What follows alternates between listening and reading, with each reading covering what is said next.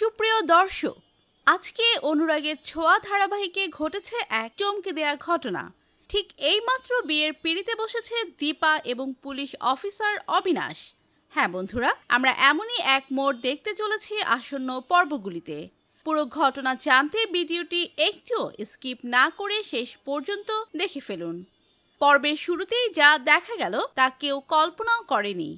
দীর্ঘ অপেক্ষার পর অবশেষে দীপা বিয়ে করলো, কিন্তু সে বর সূর্য নয়।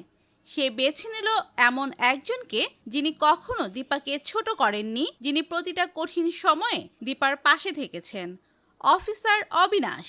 যখন দীপা মিথ্যা মামলায় ফেঁসে গিয়েছিল, যখন সূর্য তাকে অবিশ্বাস করেছিল, যখন মিশকা তার সম্মান নিয়ে খেলেছিল, তখনও অবিনাশ ছিল দীপার একমাত্র ভরসা।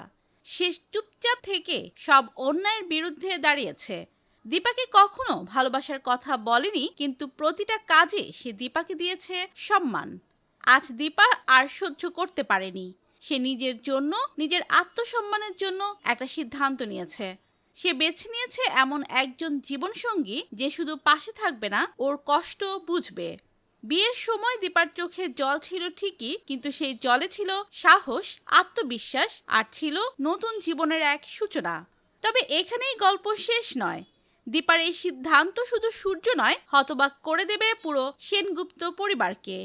সোনা আর রূপা, তারা কিভাবে মেনে নেবে এই বদলে যাওয়া সম্পর্ক? সূর্য জানে না এখনো দীপার এই সিদ্ধান্তের কথা। রূপা মানিয়ে নিতে পারবে তো নতুন বাস্তবতাকে? আর উর্মি, সে কি চুপ করে বসে থাকবে? তোমাদের কি মনে হয় বন্ধুরা?